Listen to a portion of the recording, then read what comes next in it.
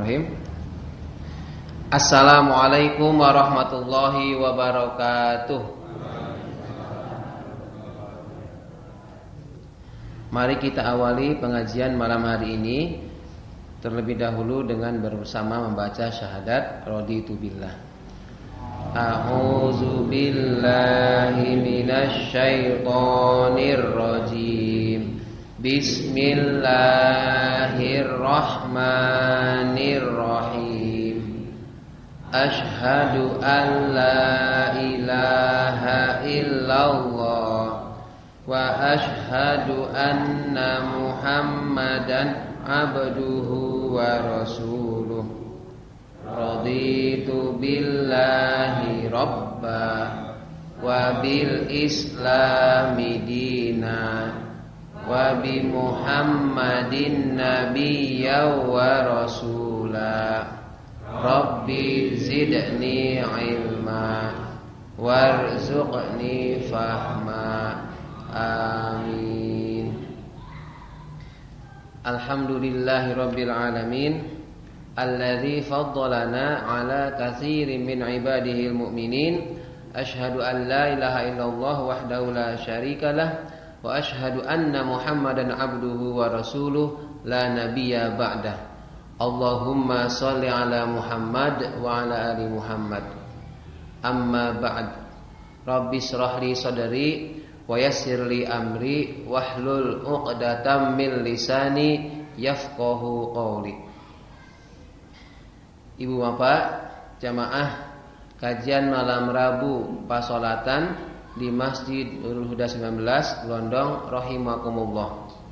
Alhamdulillahirabbil alamin. Mari kita panjatkan syukur kehadirat Allah Subhanahu wa taala yang melimpahkan, menganugerahkan nikmat-nikmat kepada kita semua.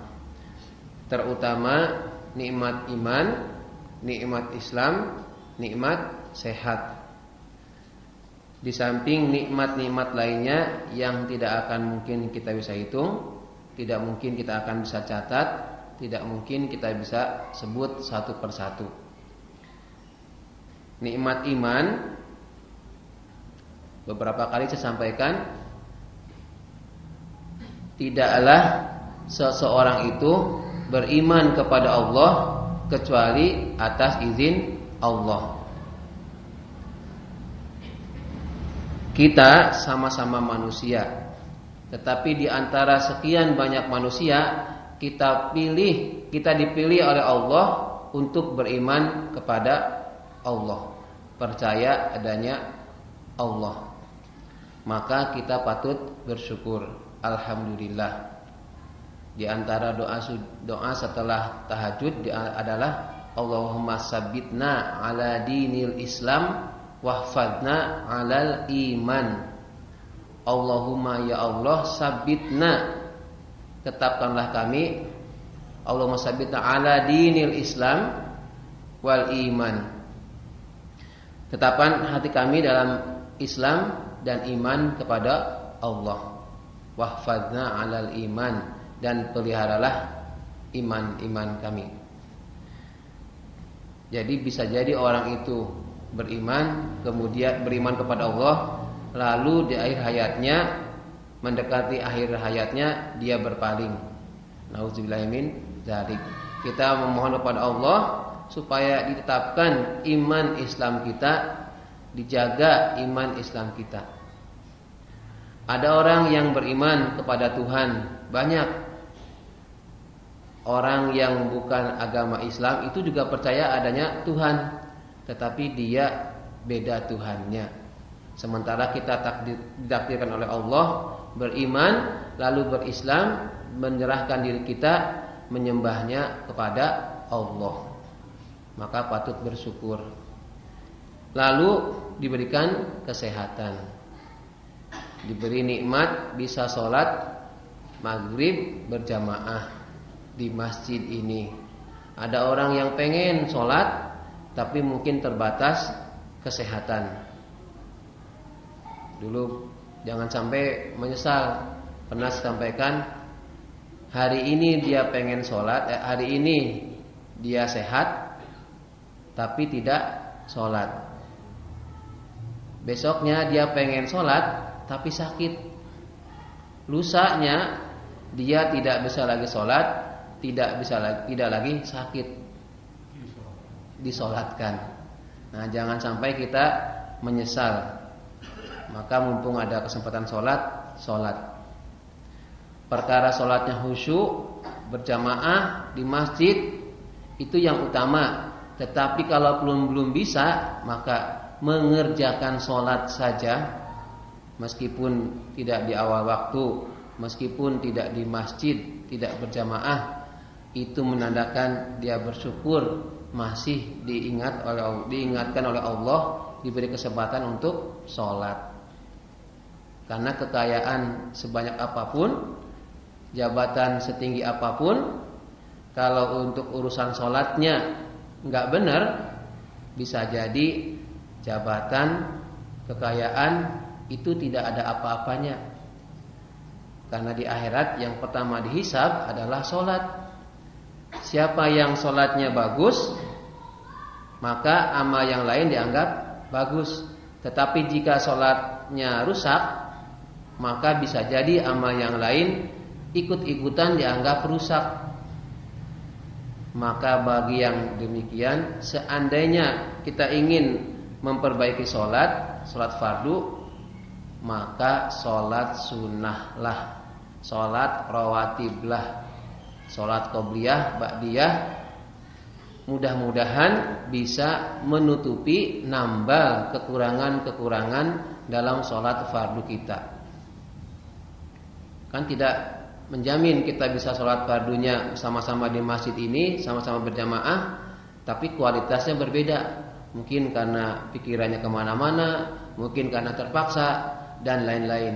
Itu kekurangan-kekurangan bisa ketutup dengan sholat sunnah. Bacaannya mungkin ada yang keliru, mungkin gerakannya ada yang kurang sesuai dengan tuntunan, belum khusyuk, belum tumaninah. Maka tutupi kekurangan itu dengan qobliyah dan ba'diyah. Syukur-syukur ditambah lagi dengan sholat sunnah lainnya. Misalnya sholat malam, sholat tahajud, sholat di duha, di awal hari. Hadirin itu sebagai pengantar. Kenapa kok sampai pentingnya sampai sholat ini dikupas, dibahas? Mudah-mudahan karena Al-Quran itu sudah menegaskan bahwa sholat itu bisa mencegah perbuatan keji dan munkar. Bapak-bapak, ibu-ibu perlu prihatin. Di samping kita perlu mengkritisi secara logis dan baik, ya, tidak arogan, ya. Tanggal 26 Juli ada peraturan pemerintah nomor 28 tahun 2024 terkait dengan, mohon maaf ya, alat kontrasepsi. Kalau alat kontrasepsinya saja, mungkin untuk yang lain tidak begitu masalah. Tetapi ada pasal yang menyebutkan tentang menyediakan alat kontrasepsi. Di bagian atasnya itu ngomongin tentang pelajar. Disebut pelajar itu dia masuk sekolah resmi, yaitu tingkatan SD, SMP dan seterusnya. SD kelas 1 termasuk pelajar. Kalau PAUD kayaknya belum termasuk, ya. Di SD ke atas pelajar. Lalu apa bunyinya? Di antaranya adalah pemerintah menyediakan alat kontrasepsi, menyediakan dibagi pelajar. Secara gampangannya kita langsung tangkap, kalau begitu koperasi sekolah bisa menyediakan, mohon maaf, kondom, alat kontrasepsi dan lain-lain yang semacam itu. Tujuannya di atasnya itu menyebutkan untuk menjaga reproduksi. Nah, reproduksinya yang khususnya adalah kaum perempuan, supaya terjaga maka harus dilindungi. Nah, sayangnya bukan backingan agama, akidah, akhlak yang ditekankan, malah pakai jalan pintas. Disediakan alat kontrasepsi untuk pelajar, artinya dibolehkan. Sekolah mengadakan itu enggak ada larangan, enggak bisa dilarang karena jelas ada aturannya. Nah, kalau seperti itu tidak ada respon dari wali murid, dari orang tua, bisa kacau. Bisa jadi di rumah itu anak perempuan baik-baik saja, di sekolah dia berbuat yang enggak karena ada alat kontrasepsi. Ini harus prihatin Bapak Ibu, sepertinya sepele. Banyak aturan yang mungkin karena namanya aturan, ini bocoran ya. Kalau ada menentukan sesuatu, mesti di belakangnya sudah antri. Iya, ini yang suka proyek udah hafal ini ya.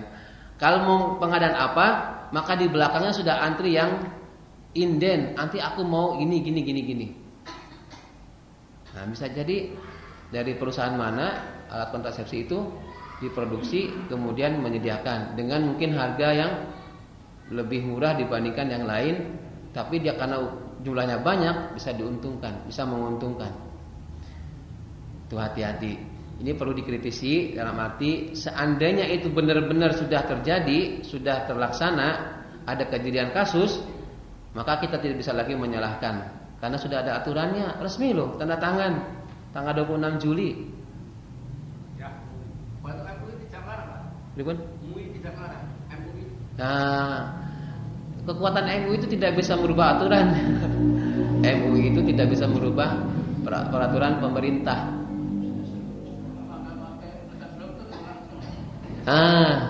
Bagus ya. Ini makanya perlu dikritisi. Lalu bagaimana? Tidak ada aturannya yang jelas di sana pihak sekolah atau pemerintah ya, nanti lewat pendidikan lewat sekolah itu menyediakan alat kontrasepsi. Teknisnya bagaimana? Itu yang perlu kita kritisi. Jangan sampai di koperasi gampangannya, koperasi sekolah itu menyediakan itu. Itu apakah untuk edukasi? Nah, apakah itu untuk edukasi? Edukasi mestinya bukan dengan alat itu. Itu sama aja anak jadi penasaran.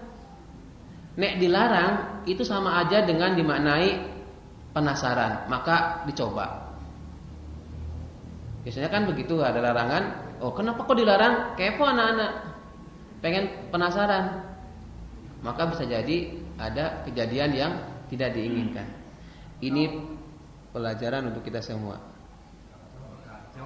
Nah, jadi dengan makanya doa kita itu Robis alimu qimas sholah tuh yang bapak-bapak malam kemis itu dipanjatkan tenanan. Hari ini jenengan masih bisa kompak sholat, anak turunan kita apa bisa dijamin masih bisa sholat, masih mau ke masjid? Ya, dari guru-guru apakah ada inginnya untuk demo untuk merubah itu? Oke. Guru-guru mah gampang dikasih sertifikasi menang ya. Jadi sumpel beres. Jadi kekuatannya yang di depan, yang di atas ya. Sudah tidak bisa wong. Kita mah tinggal menjaga. Sudah boleh itu ada aturan diberlakukan, tapi pertahanan orang tua yang diperkuat.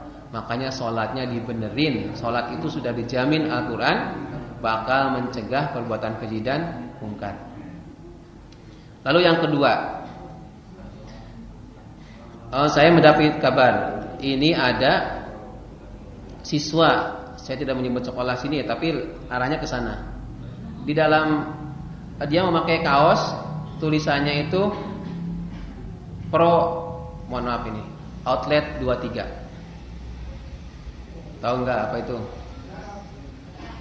Outlet 23 itu tempat di komersil ya, banyak di beberapa kayak Indomaret dan lain-lain banyak, terutama di Sleman. Di Bantul ada, di selatannya UAD, daerah Ring Road. Isinya diantaranya adalah menjual minuman keras dengan legal. Kalau anak kecil boleh asal dia punya uang beli, karena bukan masalah anak kecil, orang kaya, anak pejabat, anak agama, anak ulama. Selama dia punya uang, bisa membeli harga minuman itu, ya silahkan beli, karena dapat izin. Karena sudah diizinkan jualan, nggak ada aturan izin terus harus seleksi, ditanyain, Mas umur berapa, mana KTP-nya, belum 17 tahun nggak boleh, ya nggak bisa. Orang jualan ya pengen laku kok yo, ndak ribet. Nah ini MUI sudah, kalau yang ini MUI sudah bersuara, Muhammadiyah, NU, LDII barang itu, bukan LDII, Bapak Majelis Mujahidin, MMI itu ya, Majelis Mujahidin Indonesia, itu juga sudah membuat surat pernyataan untuk membubarkan atau pokoknya jangan sampai ada berlanjut. Tetapi namanya perusahaan si itu ya, kan mesti itu adalah orang banyak punya dana, maka dia menyebar kaos-kaos gratis, diantaranya adalah Pro Outlet 23. Why not tulisannya? Why not itu kenapa tidak katanya itu. Nah itu sudah disebar. Teman saya itu sudah ada yang begitu lewat kejar foto. Wah, ada lagi. Oh sudah ada banyak itu. Jadi bukan hanya satu atau dua orang anak muda. Sudah di beberapa tempat ditemukan. Nah, ini miris ya. Ini untuk evaluasi kita. Makanya di ya di Bali. Beda lagi, ini di Glondong khususnya di Banguntapan sudah ada. Tapi kekuatan masyarakat ormas itu tidak kuat. Ormas bisa apa? Emang bisa kalau misalkan menutup warungnya, terus warungnya mau dikasih pengganti makannya untuk yang jualan, kan kita nggak bisa. Nah, pengennya yang jualan mesti pengen laku, ya pengen laris, pengen untung. Kalau imannya kurang, terserah mau yang dijual apa, yang penting dapat keuntungan. Oke, itu prolog supaya mengingatkan. Karena saya juga miris, waduh ini anak saya, orang tuanya sholat, belum tentu kan anak-anaknya itu, apalagi kalau di luar lingkungan rumah, ya tinggal di mana, mungkin kos, mungkin nanti kalau kuliah di kota yang lain, di kota yang berbeda, kan tidak bisa memantau. Ya saya tahu itu seminggu yang lalu ngantar ospek ponakan saya, oh banyak itu yang sudah, ini baru semester 1 saja udah seperti itu, apalagi nanti kalau sudah semester 2, semester 3 mau lulus, kayak apa nanti kelakuannya. Ya, namanya kita bukan nakut-nakutin, tapi perlu adanya kewaspadaan. Hadirin rahimakumullah, malam itu judulnya sederhana kok, yaitu bermakmum kepada imam yang uluf. Nah, udah tarik nafas dulu ya. Bagaimana hukumnya seseorang bermakmum kepada imam yang kuluf? Kuluf dalam bahasa fikih di situ adalah aklaf.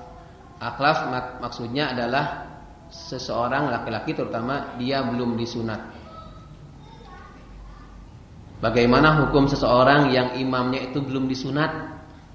Apanya gitu? Lebih singkat lagi, sah atau enggak? Makruh atau haram atau halal? Nah, bagus ini Pak Yanto. Kamu imam sudah sholat, sudah disunat belum? Oh malah dibalang sadah ya. Oke, baik. Jadi ini meskipun apa ya, ada dalam kitab Fathul Mu'in. Jadi saya kan fokusnya ke kitab Fathul Mu'in. Kalau kemarin Imam Syafi'i ya Al-Um, sekarang Fathul Mu'in yang agak banyak materinya, lebih kekinian, maksudnya lebih banyak di masalah-masalah. Bagaimana hukum seseorang bermakmum kepada imam yang kuluf, yakni si imam itu belum sunat? Menurut kitab Fathul Mu'in, hukumnya adalah makruh. Kenapa makruh? Karena makruh itu hal yang dibenci tapi tidak haram. Jadi perkara yang kurang, yang tidak disenangi. Makruhnya kenapa? Karena khawatir di bagian kulupnya laki-laki itu yang belum disunat, di situ banyak sisa-sisa kotoran, terutama pipis menggumpal. Kalau ada kotoran, berarti kan pipis najis. Dia jadi imam, ya nggak bisa lah, wong syarat sahnya sholat tidak terpenuhi. Jadi bagaimana hukum bermakmum kepada orang yang imam yang khuluf? Jawabannya adalah makruh. Karena dikhawatirkan si imam tersebut ada sisa-sisa kotoran pipis di khulufnya. Tapi dia akil balik belum. Akil balik misalnya sudah 20 tahun, misalnya ada 25 tahun. Tapi kalau belum sunat, menurut kitab Fathul Mu'in adalah makruh. Dan kita juga tidak bisa konfirmasi, ngecek kan, tanya misalnya, maaf Pak Imam sudah sunat belum? Ya kan nggak enak juga ya.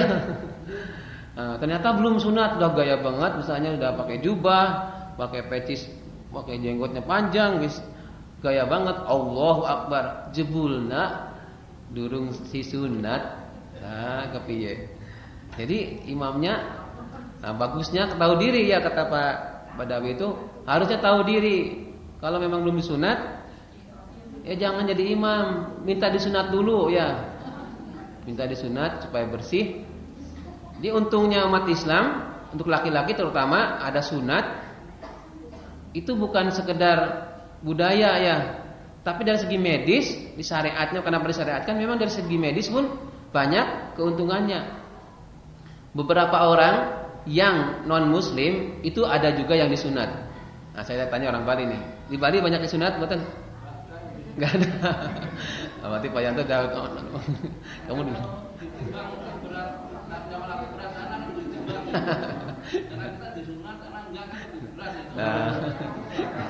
Nah ini kuluf itu ya bagian apa, kalau bahasa Jawanya apa Bu? Yang Pak, yang bagian ujung dari apa, kuluf bukan? Sama enggak? Iya. Bagian itu loh. Itu kan kalau belum disunat ya, jadi di situ bisa jadi pipis tapi belum bersih, jadi masih ada sisa. Kalau orang non Islam tapi dia paham medis, maka dia akan disunat. Ya, karena kesehatan untuk kebersihan fisiknya. Oke. Kalau dalam kitab itu apa?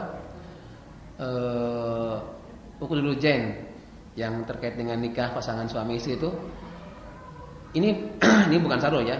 Salah satu kenikmatan dalam berhubungan atau jima suami istri adalah si suami sudah disunat. Kenikmatannya itu di situ.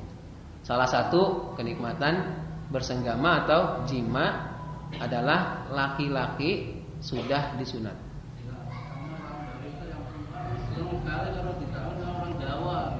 Oh iya, karena Jawa.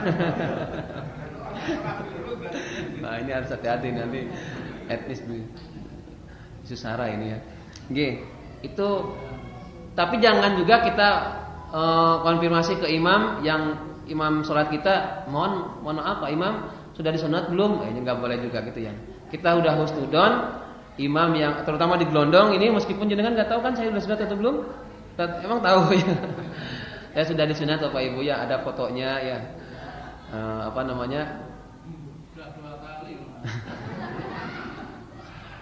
Jadi ini mau cerita sedikit ya. Di tempat saya itu kalau disunat sebelum SD. Saya itu waktu kecil, badan saya itu kecil. Penyakit tipes. Baru kelas 2, 1 pas liburan disunat. Bulan Oktober ya, tanggal 23 Oktober itu saya disunat. Tahun 89. Jadi usia 9 tahun saya baru disunat. Malunya minta ampun. Karena teman-teman saya sebelum SD itu sudah disunat. Masuk SD kalau belum disunat, berarti ada 2 kemungkinan. Dia belum bisa ngaji atau ada penyakit. Ya, penyakitnya itu saya itu tipes ya, tipesan. Jadi mungkin bapak orang tua saya belum tega ya. Ya saya sudah pengen minta, tapi kan karena kondisi fisik. Iya, tenang ibu-ibu. Kalau saya jadi imam, jenengan aman. Saya sudah disunat. Ya. Nggak usah tetap periksa, tetap kondisi saya ya. Hah? Hanya ujungnya aja begitu, orang-orangnya nggak mantap gitu.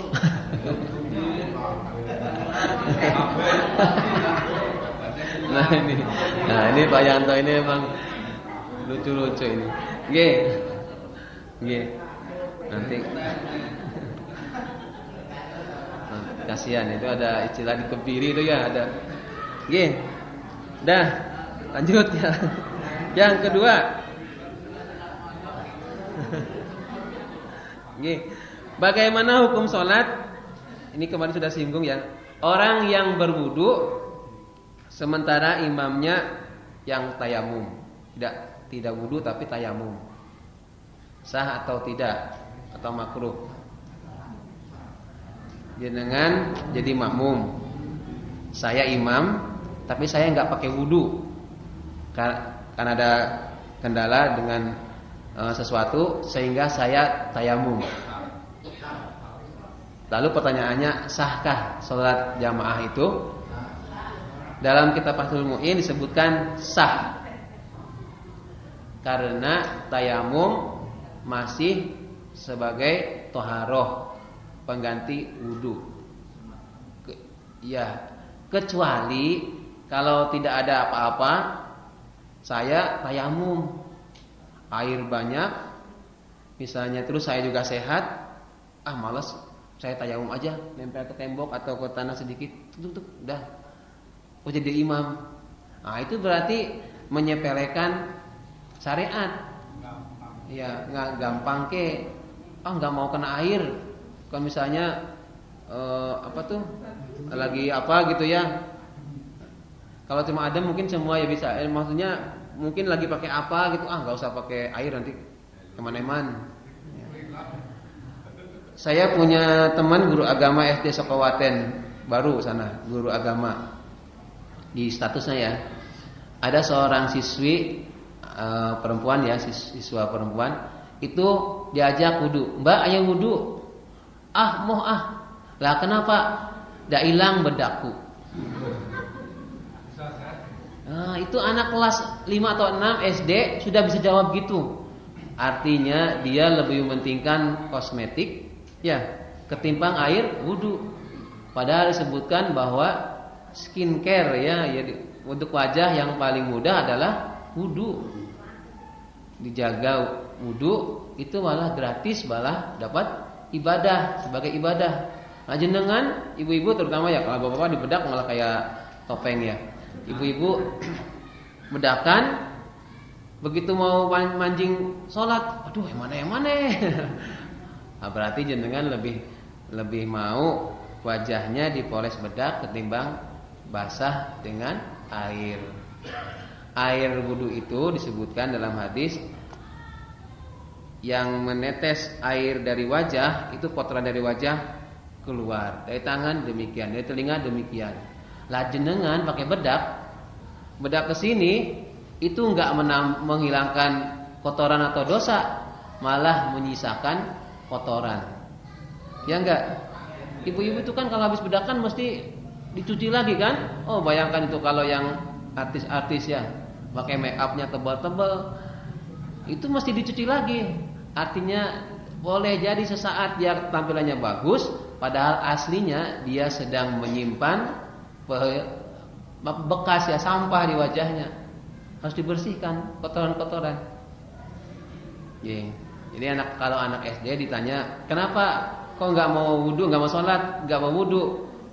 Karena takut bedaknya luntur. Itu nggak boleh ya. Bagi kita malah alhamdulillah seger loh kalau wudu, apalagi siang-siang panas. Sekarang kan siang itu panas tapi dingin ya, panas itu. Begitu kena air wudu seger. Ya beda begitu orang habis sholat zuhur wudu ya, beda itu wajahnya itu fresh ya.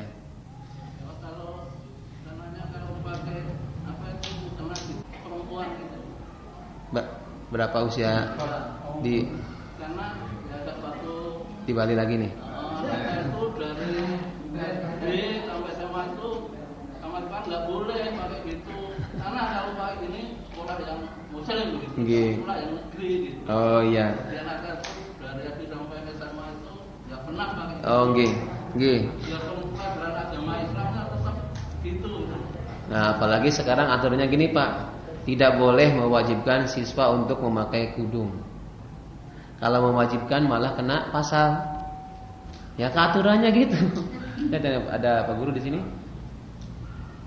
Nah ini Pak Tatom. Kalau sekarang itu memaksakan sekolah negeri atau sekolah tertentu yang memaksakan siswanya pakai kudung, itu malah kena pasal. Nah, itu kan syariat Islam, syariat agama, ini nggak ada hubungannya di dalam pendidikan ternyata gitu. Jadi kalau misalkan di SD negeri Wirokerten, sekolah negeri ada yang nggak kudungan, ya sudah. Kalau misalkan saya mengingat, Mbak pakai kudungnya, kemudian dia memberontak, melawan, lapor orang tuanya lapor LSM, saya bisa kena pasal. Gara-gara nyuruh anaknya pakai kudung. Masih ingat gak kasus tetangga ini, sekolah ini dan sekolah sana? Ya. Kan gara-gara itu. Iya kan? Gara-gara kudung ya. Nah, itu saking agak pembuat keputusan yang gak bisa support dengan pendidikan Islam ya.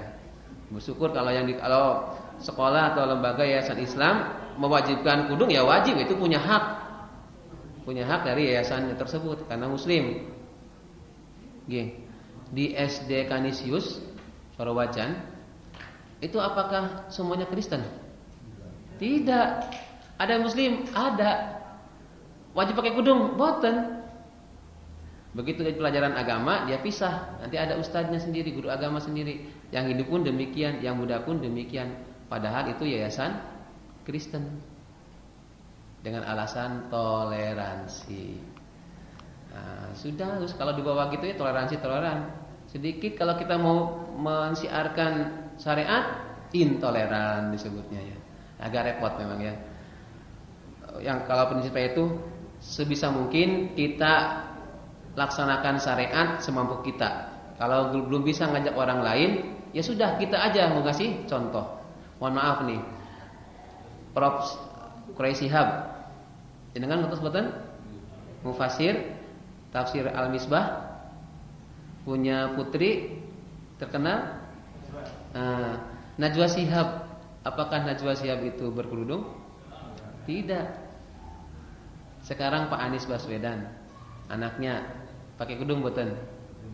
Boten. Tapi itu bukan berarti orang apa-apa ahli tafsir aja enggak kudungan, anak saya enggak kudungan. Ya enggak, mereka punya dasar kuat. Kudung menutupi ini untuk tubuhnya, lekuk-lekuk tubuhnya bisa dijaga meskipun tanpa kudung. Nah, ini ada yang kudungan juga bentuknya kelihatan malah repot ya.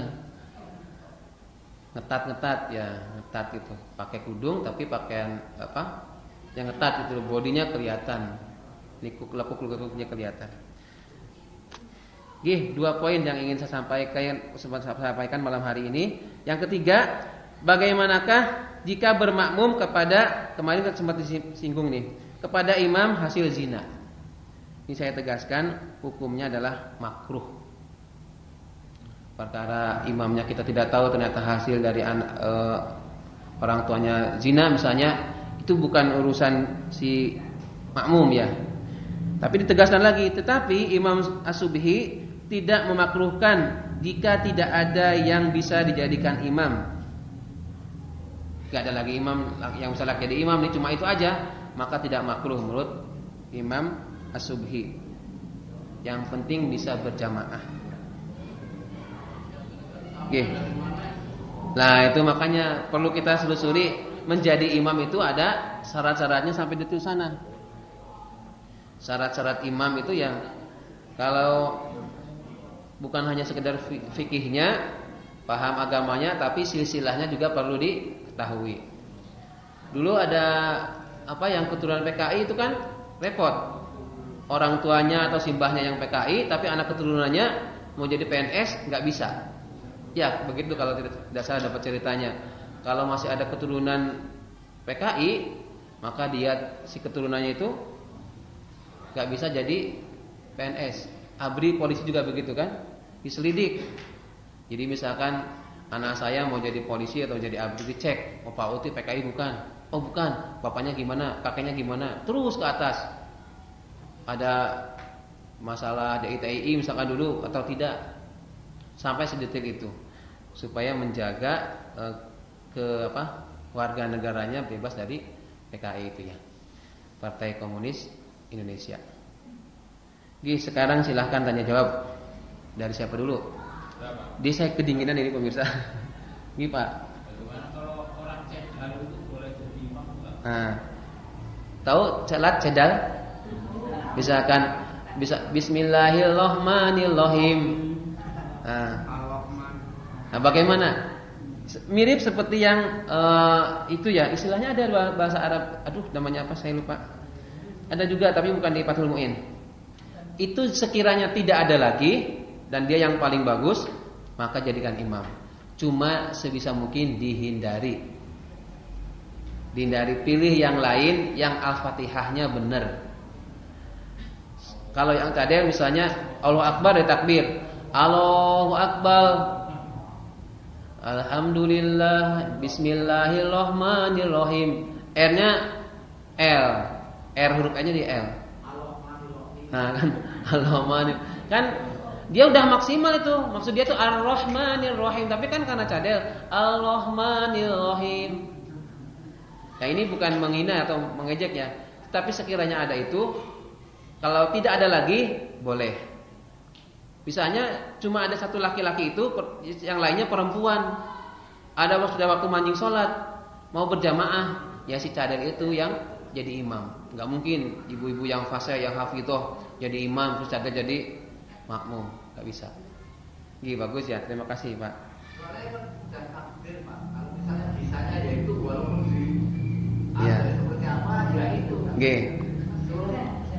Sebetulnya dia maunya ya betul itu. Betul. Ilah-ilahnya itu kan nggak bisa. Ya, betul. Terus bagaimana tuh kalau misalnya nggak boleh pakai orang yang pintar, itu berarti kan membeda-bedakan. Gih. Pilih yang lain, karena yang cadel itu mungkin saya belum statistiknya ya. 1 berbanding berapa, mesti ada yang lain.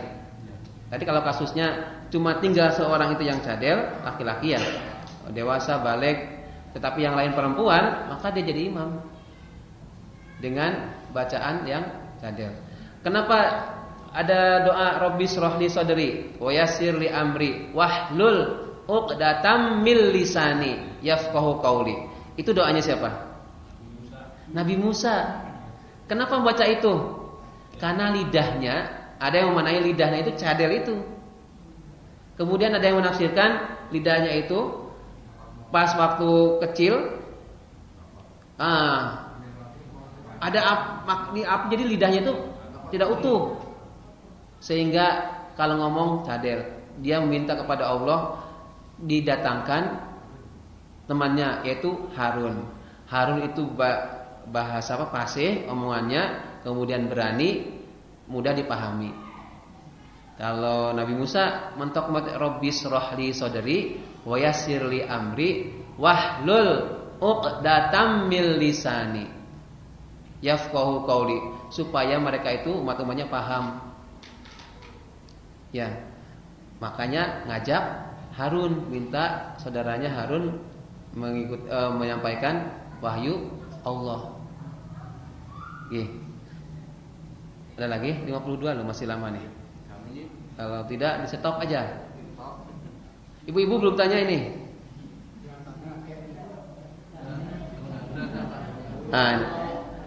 Pak Yanto ini mesti lucu nih pertanyaannya nih.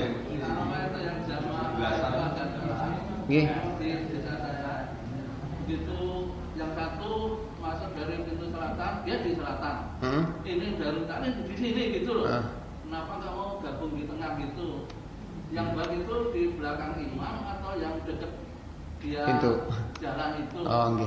Karena udah apa ya kayak buru-buru gitu. Nggih. Kok di sana sama di sini gitu. Karena yang depan yang udah penuh, kenapa di belakangnya dekat imam gitu? Ya mungkin nggih.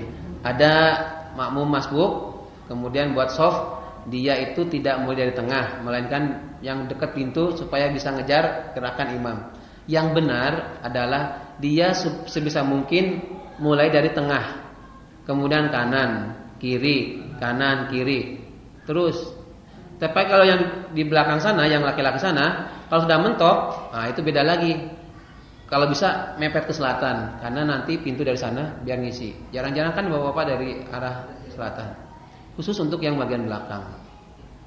Tapi kalau umumnya aturannya adalah dari tengah ke kanan, kiri gitu. Kalau dalam hadis disebutkan, dalam kata Fathul Mu'in disebutkan sebaik-baik soft loh ya, setiap softnya adalah yang kanan.